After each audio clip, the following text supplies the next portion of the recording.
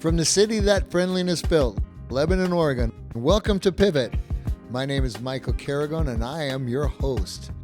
On this podcast, you're going to hear from everyday heroes in our community that have genuine hearts to encourage others by sharing their uncurated stories of redemption and how they have leveraged victories and hardships to impact others. If you crave raw, authentic stories of resiliency, personal transformation, and the strength of community, Pivot is for you.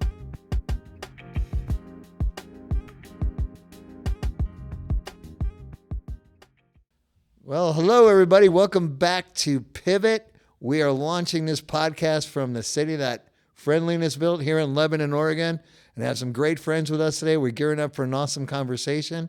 First, I want to introduce my amazing co-host, Mr. Rafe. Good to meet you all. And our very special guest today, big community leader here, Mr. Nolan. I appreciate being here. To say it's an honor is an understatement. So thank you for having me. I got to know Nolan because he should get an honorary triple doctorate for having to coach me at his fitness center here in our town, also as a friend, and watching him as how he has an amazing ability to connect the community, to be able to encourage others through adverse times, and to unleash the potential in people, even like me, who don't work out. So, Nolan, welcome to the Pivot Podcast.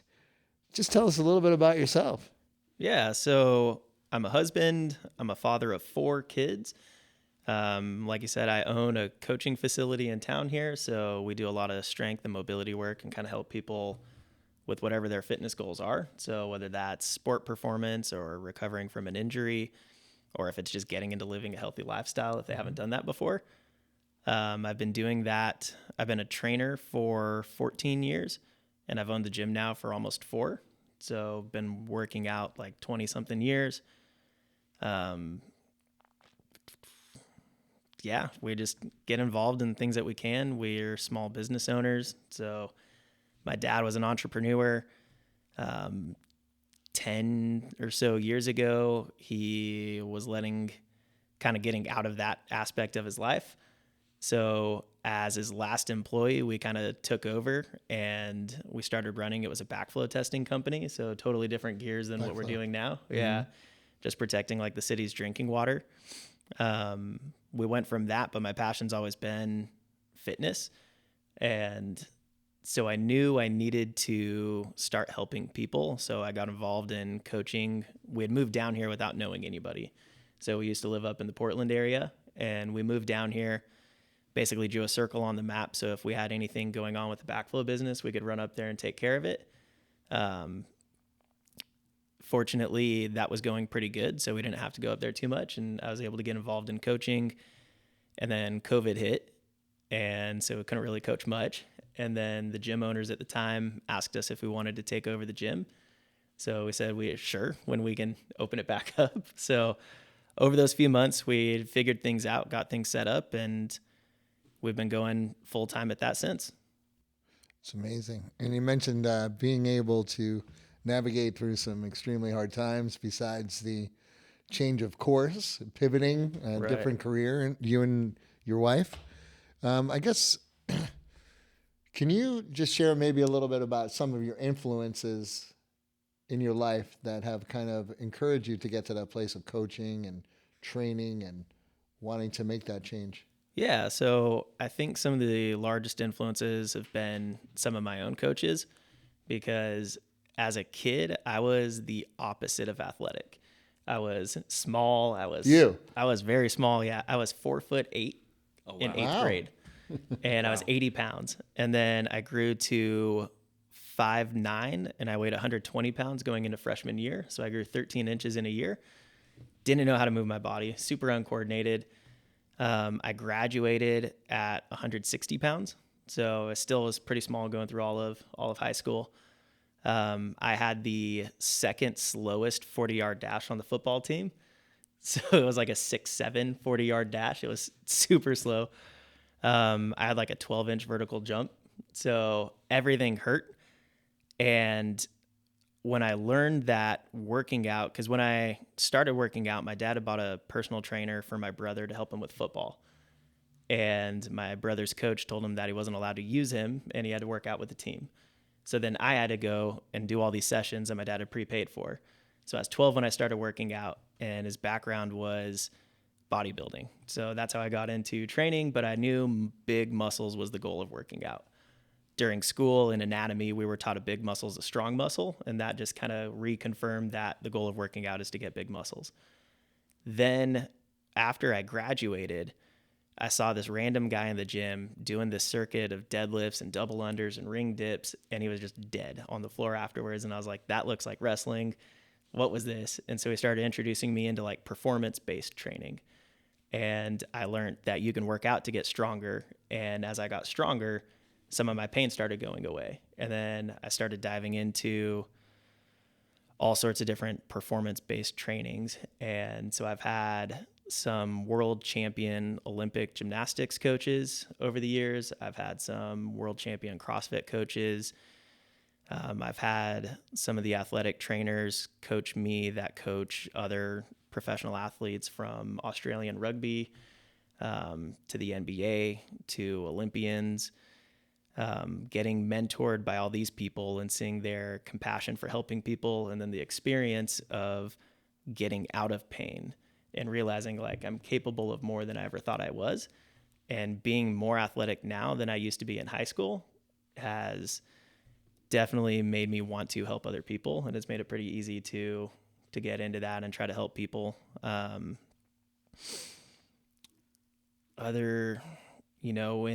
the business side of things, my dad was a mentor, seeing him take care of the family and doing what needed to be done. So working on weekends, bringing work home, getting paperwork, all that done, driving around with him when we were out of school. Other mentors really come from, people like you in the community and stuff that I see doing things well, and that feel like you've got to be doing something right for what everybody says about you and all that, and the way you make people feel. And so I look to people like you for that and guidance and how to interact with people and how to actually make positive changes in their lives. So there's mentors all around that have kind of helped me navigate those challenges. It's very interesting for me to hear how, your come up story of this kind of scrawny little kid to someone who is now an owner and a coach. But I feel like if you weren't that little kid who wasn't going through that pain, am I correct in kind of thinking that you wouldn't be where you are today? Because when you mentioned, doing the right exercises and finding those and that helping the pain go away, tell me about that moment and, maybe the influence it had on you to keep on pushing forward and gaining more knowledge. Yeah, you're 100% right. So when I turned 18, that was the worst my knee pain ever was. And I remember my wife, who was my girlfriend at the time, the only thing I asked for my birthday was to try to help with the knee pain to go away. So I got glucosamine, I got omega-3s, I got all sorts of different pills and patches and creams, and I got knee wraps and sleeves. And I tried helping the symptoms of it. And then there was one of my coaches that was helping me learn how to properly squat at the time and how to like increase the strength of the tendons, and learning what to actually eat, like getting enough protein to actually rebuild these tissues. And I was on the verge of, I was basically begging for surgery. Wrestling had broken my body down to the point where my knees, I could barely walk. They hurt to like get out of bed. They hurt going down the stairs. My shoulders were pretty messed up too. So I wanted surgery for my knees and my shoulders. But then I started lifting more properly and actually supporting myself with the proper nutrition. And then seeing that go away it's hard to describe the game changer that was, because that totally gave me an entirely new perspective to look at all these problems that my friends and relatives and other people were going through. Because even though I wasn't athletic, I was still a little bit mobile.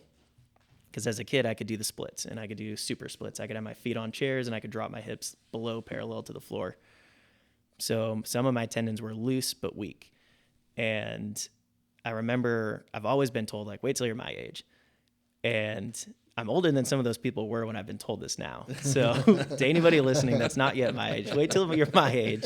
Do the right things. Take care of yourself. Well and said. wait till you're my age. So I remember that. And it just makes it that much harder not to try helping people when you know the advice they're going to get isn't going to be something that helps them. They're going to be put on to a machine, or they're not going to be taught the right way to exercise. They might hurt themselves doing something they think they should be, or doing the right thing the wrong way, which makes it not the right thing, and creating imbalances across the body that puts tension where it shouldn't be. And then that leads to structural imbalances and injuries. And then that leads to inactivity and atrophying of these muscles and tissues, and that reduces their overall ability. So when somebody's ability to take care of their kids or play with their kids or to put their shoes on, they can't even tie their own shoes, it's like, that's a problem. So it seems like a lifelong mission to try to help raise the tides on that. It's interesting you say this because, again, being in medical school, we're an osteopathic medical school, and one of our core tenets is the body's innate ability to heal itself. And it sounds like, from what you're saying and where you were and where you've come from, not only are you kind of a walking example of that with the right input, I'm also curious to see, since you've started your business, and when people come into you with various problems and ailments, how do you take that kind of personalized and structured approach to who they are, understanding who they are, similar to how you had to really find and understand yourself in order to get yourself out of that knee pain and out of that shoulder pain? How do you kind of execute that vision for people? And I would frankly say it's really a form of personalized medicine is what you're doing. Yeah, I was wondering too, just to add to that long question, but if you could maybe, if you feel comfortable sharing about some redemptive stories of people that you're able to help move on towards wellness in that way, as a result of your knowledge and experiences. Yeah, so I'll start with the first part of that question. So what we do is we used to run classes. We used to be like a class-based gym, and everybody would come in and we would have this ideal avatar of a generally fit person. And that would be kind of this like target that we tried making everybody strive for. And we learned that's not what everybody needs. And then we learned that somebody who has an imbalance in their ankles needs more work on this versus maybe their shoulders are fine. And so we pivoted to doing coaching hour blocks. So instead of a class, it's an open concept where somebody comes in while a coach is there. And then that way we can give them personalized attention because their workout goes at their own pace. And through technology, we're able to actually personalize all of their workouts for them and tell them exactly how much weight to lift based on their abilities and based on these concepts of structural balance. So there's certain movements that this is an idea that some Olympic trainers have been studying for decades now. And there's an idea of like, okay, your vastus medialis oblique should be a certain amount of strength relative to your external rotators in your shoulder. And there's these ratios across the body. So we've basically used technology to make it easy to know like, hey, help people identify where their imbalances are, and then also help them work through that to kind of bring balance to where they're weak or where they're tight. We have over 40 strength and flexibility targets that we know as long as somebody doesn't have any like structural change or deformations of like their hips, it's like they should be able to have their legs locked out and their palms touch the floor. Like you are at an increased risk of injury, of straining your hamstrings if you can't do that. And there's other targets basically across every joint of the body, from the wrist, the neck, knees, ankles, toes, hips, tons in the hips and the shoulders and the elbows, that we just make sure we bring everything back to this balanced point. And then as their training continues, we're able to make those adjustments. And if their goals change, so if they don't want to just be generally fit and they want to get back into running, we can start programming different like running drills to help them practice that specific sport. But the initial baseline is just the foundation of getting back to balance, rebalancing the body through strength training and flexibility work.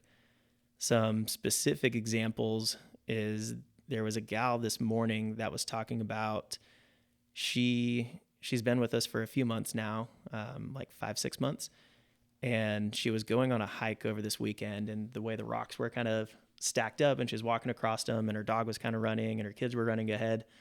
So she was trying to keep up with them, and her ankle rolled. But because we've been doing inversion and eversion with the ankle and strengthening the tendons around the foot, when it came back to its proper position, it didn't hurt because it's capable of expressing strength through this range of motion. So it was more prepped to handle this tension than it would have been. And that's not that we can always perfectly protect the body from any injury, but we can improve its ability of handling tension. So she was able to recover from that. Ankle's not sore, nothing's bothering her from that, and she was able to keep going and finish the hike. One of my first clients, his name was Dave, and he was a 70-something-year-old man, and he came into the gym with a cane. He couldn't walk without a cane. And by the time we were done working together, over the months that we worked together, we would run around and we'd play basketball, pick up basketball. And so he was doing that without the cane because we were able to restore stability back into his body and the strength to actually be able to support himself without the cane, and the stabilization for that, and the motor neurons and the pathways and everything that's integrated into being able to do that. But he was able to go play basketball with his grandkids. That is amazing. I know, just personal disclosure here, that you've helped me tremendously, along with countless others. I know I was in a very bad space. First of all, I'm the most, the least likely to be a gym guy. So I really appreciated coming in and to know the culture of how you run your business and the intentionality and sort of the custom approach that you have towards each person. But also, besides the physical problems that I have, that I'm working, that I have goals to work through, I also think of the mental health component of it too. And for me, I found myself in a very dark space about a year ago and really couldn't get out of that. But just a lot of your coaching and being able to just know what we're working on and kind of dispel maybe these unreal goals that we were going for last year at that time, they helped me enough to be able to at least just continue to show up in the midst of that adversity. What would you speak to someone out there who's maybe has some similar aversions or just fears, or just like I said, I'm not a gym guy at all. You know, that's I go in there and things just don't work out. But how would you encourage somebody? So knowing that you're not alone, right? Knowing that not everybody, but a lot of people go through these mental health challenges. Several years ago, I was also in a really dark space, and then plugging myself into a community of people was super paramount because there's a social health side of fitness too. And that's why, even though everything's this customized approach, we use this group coaching model where everybody comes in and works out at the same time, because there's a social side of that. Absolutely. There's a book called The Happiness Advantage by Sean Acher, I think. And he was a Harvard professor, and he did a study, and he essentially found that the most important thing on somebody's happiness was the number of deep relationships they had. So when I realized, when we moved down here and we ran our business, it was cloud-based. So I didn't have to meet anybody. I didn't have to do anything. I didn't know anybody for like over a full year that we lived here. My wife plugged in to help at the school, but I was still really isolated. That led me to go into that dark space. I knew I had to plug myself into a group of people that understood no matter how bad things are, they can be better than they are, and that not everything's permanent. So no matter how bad it is, it's not permanently bad. And then the pervasiveness of that is maybe something's bad, but it doesn't mean everything's bad. And in that community of people, we found through the training, essentially you're microdosing adversity. And what's happening is you're giving yourself a little bit of a hard time, and then you realize you're capable of handling this hard time. And then you go through more adversity and you realize you can handle more than you realized you could. And some of the physiological adaptations of that is when the heart rate spiked up and it's this fight or flight response, cortisol is increasing, all this stuff's going on. And you realize that you can manage this situation and you're teaching yourself how to process through this. It's the same thing like with the cold exposure, right? Where you hop in and it's this fight or flight feeling. But we found that training's a really effective way of doing that, because if you can find somebody's perfect level of stimulus to meet them where they're at and improve their position, which improves their overall ability, and do it in a way that also builds their self-confidence, they end up leaving excited. They're leaving having a great time. They're doing this in a group, which promotes, I mean, when you suffer together, it creates it creates friendship. So Yeah. creates friendship. So Yeah, that another back to the culture of your business. One of the things that stands out to me, and I've been a benefactor of, has been the relationships of the group because of the setting that you have. There have been times where everybody has just been so welcoming, and maybe just a day where you don't feel like you were just glad you're back. You got this. The high fives, all that kind of positivity that reverberates within that culture is definitely transformative.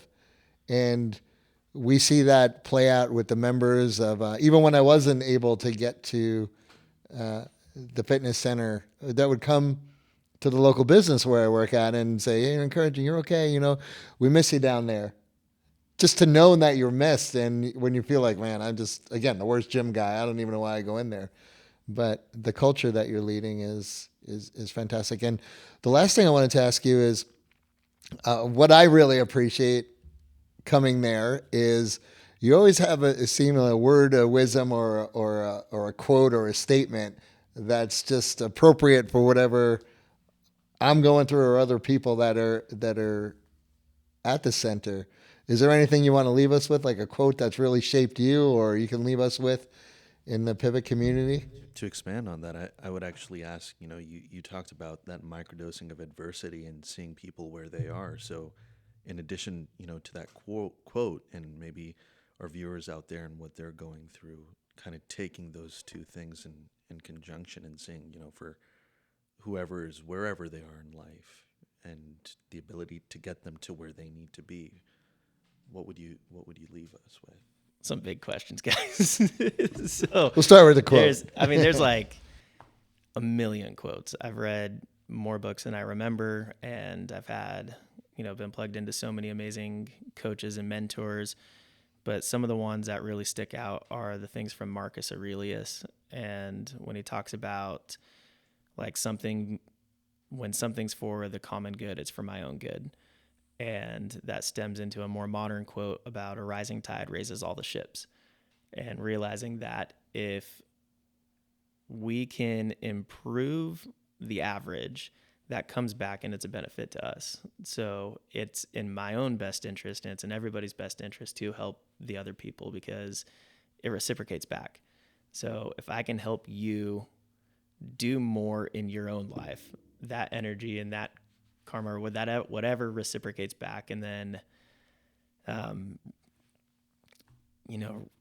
to talk to, what was the second part of that question? Sorry. I'm gonna let him handle that part. So, that quote that you just kind of stated, it's a really, really amazing thing, because a rising tide raises all ships, and how even in both of your stories where, you said you look up to Michael and Michael is coming to you, where you kind of have that interplay of both people in this community holding each other up. My question to expand on that was that, you put it so elegantly, microdosing adversity and getting people to, taking them where they're at and raising them to where they are. And at times I myself, where my question was coming from is, I've seen myself in situations where it's like, how would I ever handle this?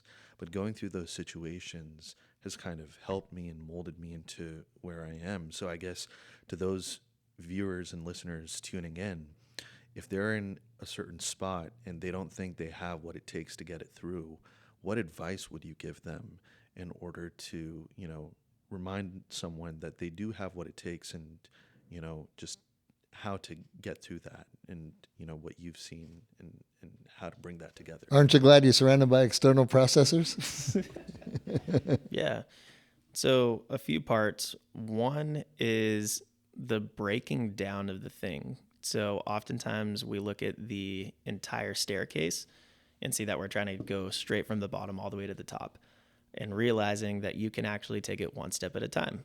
So being able to identify what that actual next step is insanely important. And that's where it can help to have a guide or a mentor or someone that's done something similar, because they know what those steps are, or they can tell you a better step or one to avoid.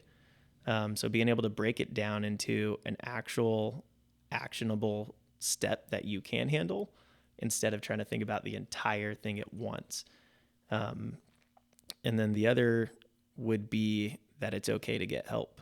It's okay to plug into people, and there's resources and people out there that are beyond willing to help with whatever it is that you're going through. And oftentimes that's how we do best as humans, is plugging in with other people. Absolutely. That's, if anything, we want people to really know the value of community and wherever they're at. So maybe it's not in Lebanon, Oregon like we are, but there's people that are out there, there's communities to be able to get involved. There's people that care, that are skilled in such things. I just want to commend your ability to not only provide the wisdom through fitness and the application of that, but also the psychology that goes along with it, right? Running a business in these adverse times, and then being able to be the fittest father of 4, right? That you've been working on that goal for a long time. So we're just super thankful that you're here with us talking today, but just really humbled and knowing just the impact that you and Kenzie have had on this community at large, and the approachability you have for people just wherever their starting point is to come in and to connect.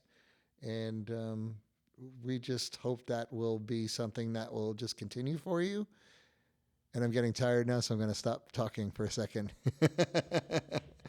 You can cut that part out. Well, let me just say it again. But we want to thank you so much for your impact on the community at large, and just using your wisdom and the humility that comes along with that, being able to foster that culture of approachability and togetherness, and especially during these adverse times. So thanks for being our guest today on Pivot. I really appreciate it. It's an absolute honor and a privilege to be able to be a part of it, part of the community, part of this podcast. It's humbling to have been asked, coming from somebody like you. So thank you. You mean Rafe? No, it's been truly amazing getting to know your story, and looking forward to, kind of meeting you outside and coming to your gym and kind of getting to know you in that capacity as well. But I love the drive and the purpose behind why you're doing what you're doing, because oftentimes, you see a lot of people pursuing a task, right? But it's only when you start to get down to talking with them and seeing where they're coming from, what their story is, that you're like, oh, wow, no, this may seem like one thing on paper, but when you really talk to them, you're like, this is a completely different ballgame altogether. This person is deeply motivated because of personal circumstances and is energized by the people around him. So I'm very excited to continue to getting to know you, and thank you so much for coming on today. I'm looking forward to it. Thank you. All right. Ciao. Thank you for tuning into Pivot. Hope it left you inspired, motivated, and reminded that redemption is always within reach, no matter how far you've spun out when life happens.